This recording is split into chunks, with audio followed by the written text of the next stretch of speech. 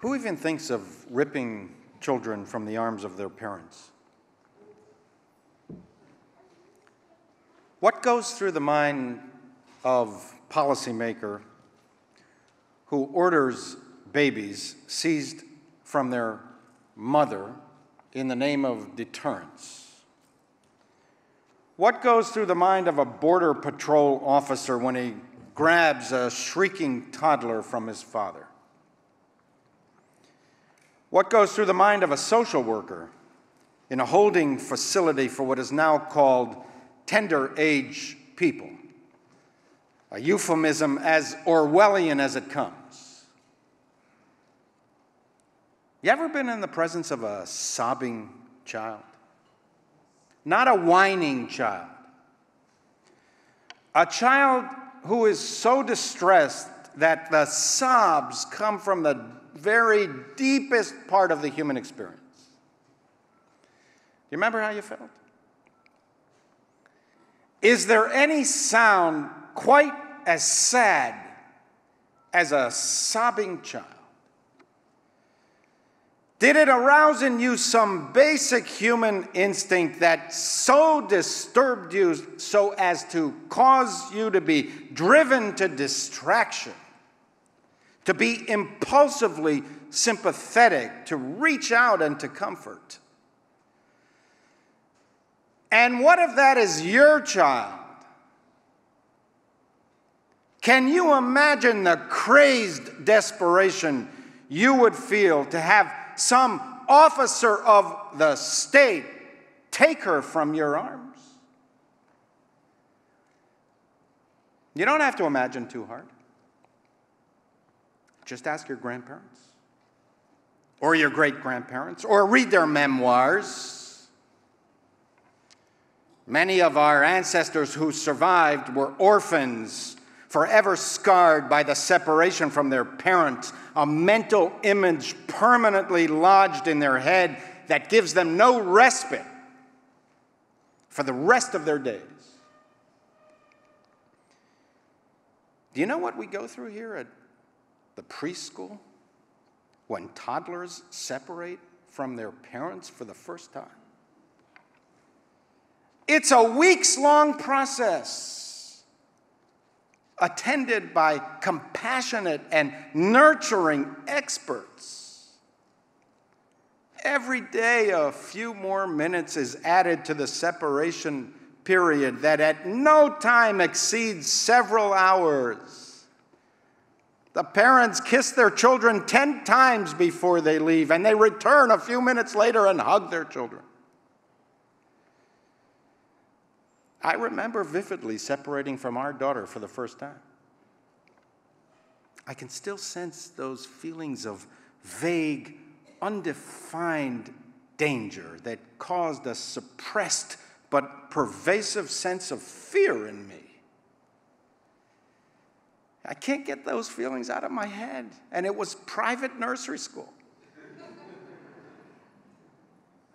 Honestly,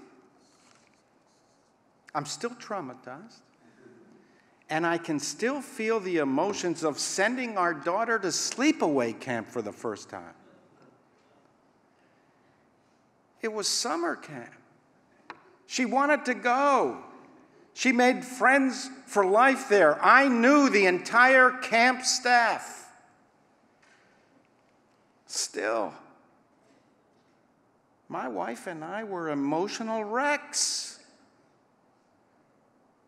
My wife cried the whole drive back from Massachusetts. It took us a week to regain some mental equilibrium. We had the same feeling of emptiness and ill-defined sense of dread even when we dropped her off at university.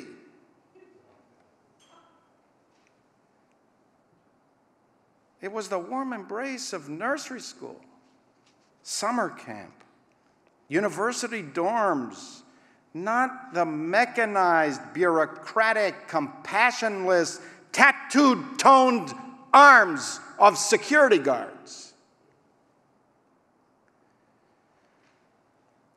Can you feel that moment of separation?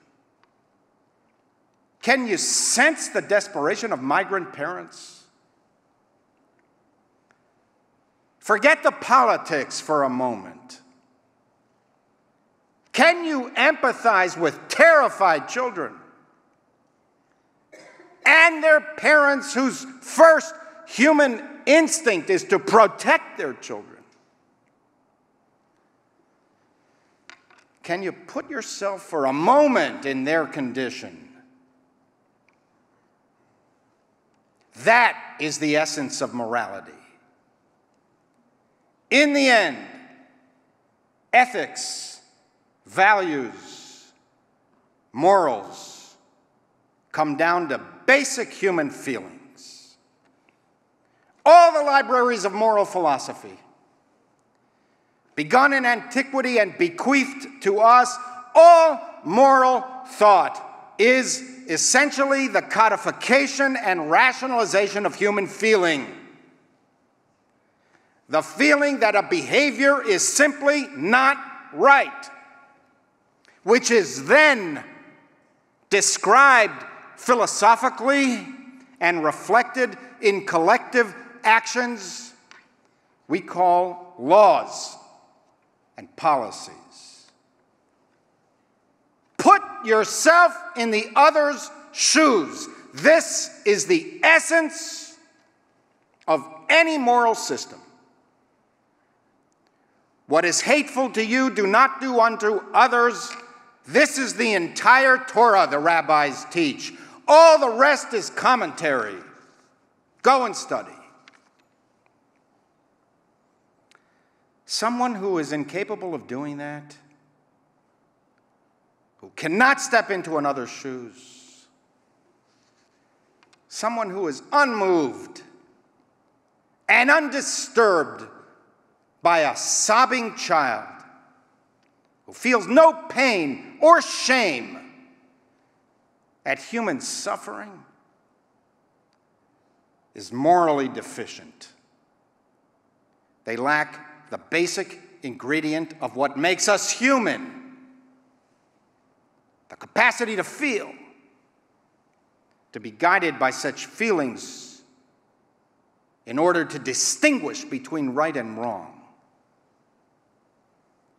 That we allow such morally deficient people to speak and act in our names should enrage us.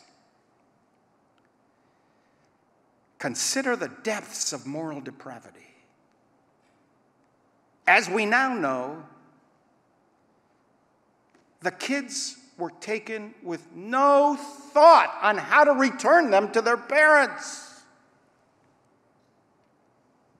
There's no national database, no system to reunite families.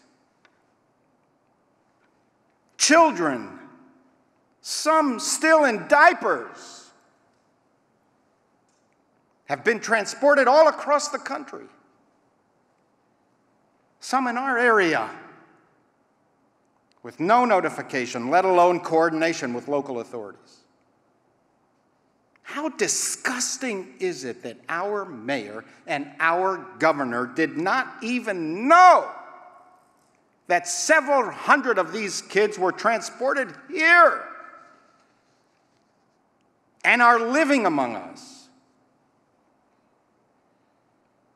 How are kids in diapers, or 3-year-old toddlers, or 10-year-old youths supposed to find their parents? Children are not machines. They're human beings, like you and me. They get sick. They get lonely.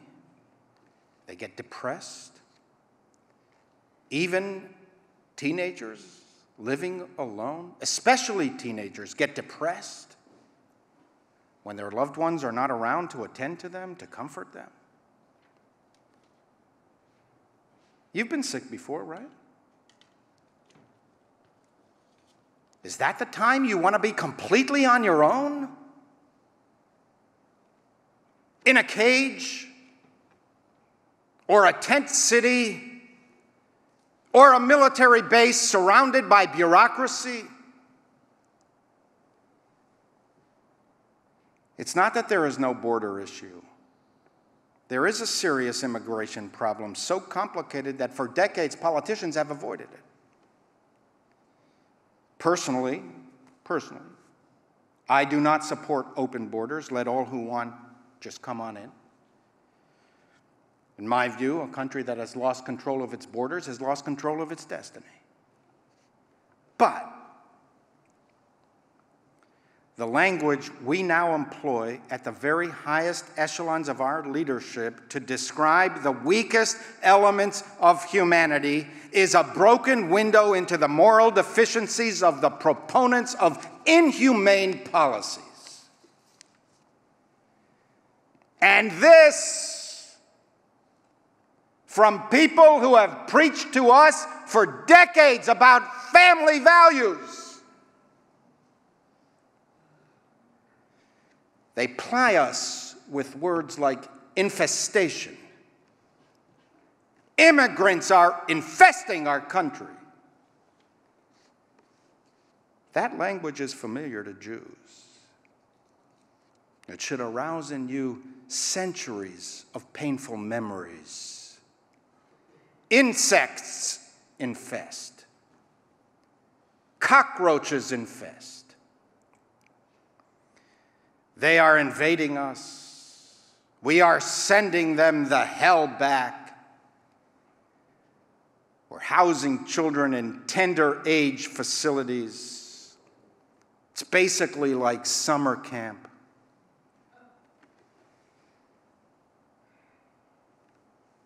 They try to deceive us with words. These are not parents looking for summer fun for their children.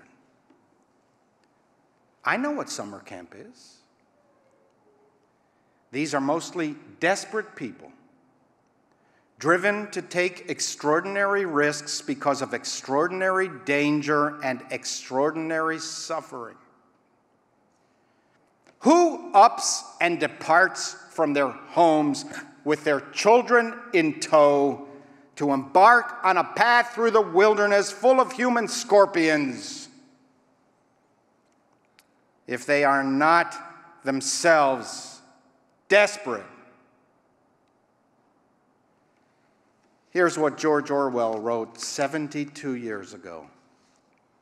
In our time, political speech and writing are largely the defense of the indefensible. If thought corrupts language, language also corrupts thought. The invasion of one's mind by ready-made phrases,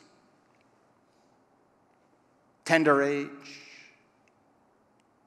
summer camp, infestation. The invasion of one's mind by ready-made phrases can only be prevented if one is constantly on guard against them. Every such phrase anesthetizes a portion of one's brain. Political language is designed to make lies sound truthful and to give an appearance of solidity to pure wind. This womp-womp moral chasm in the hearts of some influential people corrupts all of us. Hear the cries of desperate children, the saddest sound in all existence. Cease this callous cacophony of contempt. Its intention or effect to dehumanize them and to desensitize us. We should have zero tolerance for them, for callous politicians and other public figures. They stain all of us. When the executive is morally disordered, no executive order will help. we the people must challenge the executive's moral order. We will look back on this period with shame, as we do now on Japanese internment during World War II. We will be unable to fully grasp the moral inadequacy that characterized 2018 America. Future students of history will ask themselves what we ask about previous generations. What were they thinking? Why the blindness? Why didn't they see? Why didn't they do something? Among the most basic responsibilities of adults is to protect children. If you have to explain why, it's already a lost cause. The ability of adults to take care of our children has deteriorated in our country. We are unable to protect children in schools. Clergy and teachers abuse children. We cut social welfare programs designed to benefit poor children. We neglect them. We detain them. We disregard them. What is wrong with us? We have become morally vacuous. We're selfish. We view others as instruments to satisfy our own personal needs. We are impulsive, hostile, self-absorbed. Even children are now pawns, or worse, hostages in our adult political machinations. The central issue is, what kind of America do we want? The one of dishonorable behavior, rhetorical bullying, contempt for physically handicapped and emotionally distressed people? The America that is nativist, populist, dismissive of science, America that is first in callousness, first in selfishness, and first in arrogance? Or do we want the other America? The America that stands for liberty. The one built upon a generosity of spirit that takes in the tired, the poor, the huddled masses yearning to breathe free. The America that is flawed but earnest, generation after generation seeking to improve. Do we want that America? The country that is built upon self-evident truths, that all men are created equal, that they are endowed by their Creator with certain unalienable rights, that among these are life, liberty, and the pursuit of happiness? Do we want that America? The America that Abraham Lincoln described as having malice toward none, with charity for all, giving promise that in due time the weights would be lifted from the shoulders of all men, and that all should have an equal chance. And if we want that America,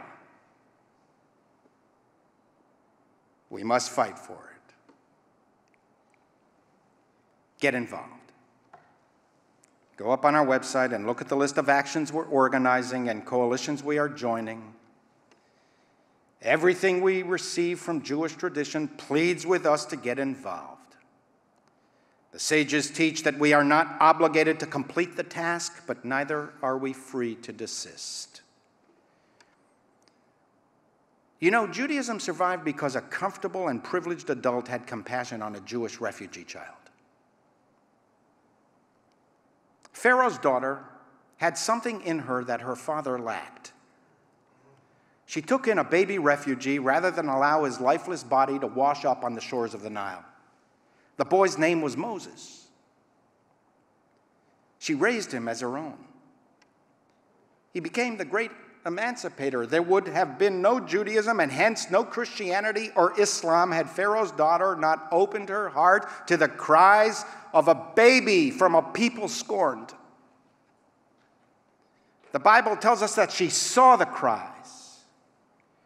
She didn't merely hear an infant weeping. The Bible says she saw Moses' cries. She peered into his heart, and she found there not a Hebrew, but a fellow human being, created in the image of God, deserving of the same protections and the same dignity as she, the daughter of the king. Khalil Gibran wrote, "Your children are not your children. They are sons and daughters of life's longing for itself. They come through you, but not from you. And though they are with you, yet they do not belong to you. You may give them your love, but not your thoughts, for they have their own thoughts. You may house their bodies, but not their souls. For their souls dwell in the house of tomorrow, which you cannot visit, not even in your dreams. You are the bows from which your children, as living arrows, are sent forth. The archer sees the mark upon the path of the infinite, and he bends you with his might, that his arrows may go swift and far. Let your bending in the archer's hand be for gladness. For even as he loves the arrow that flies, so he loves also the bow that is stable."